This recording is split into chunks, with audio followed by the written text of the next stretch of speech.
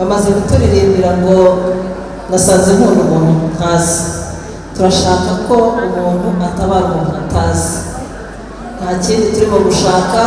Turashaka ko urubyiruko rwa hano muri UR mwitabira igikorwa cyo gutanga amaraso, mukabikora mubikunze kandi babibasobanuriye, mwumvise uburyo amaraso aba akenewe cyane. Amaraso turayapima, dupimamo virusi itera sida, umwijima mu bwoko bwa B, umwijima mu bwoko bwa C na mburugu, tugapimamo n'ubwoko bw'amaraso aribyo blood group. Uwo ari we wese rero watanze amaraso tumuha ibisubizo bye.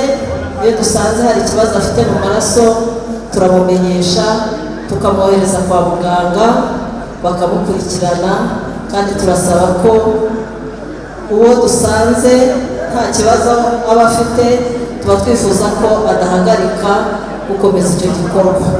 Ndabashimiye cyane rero, dukomeze dutabare, dukunde abo tutazi, dutanga amaraso. Murakoze cyane.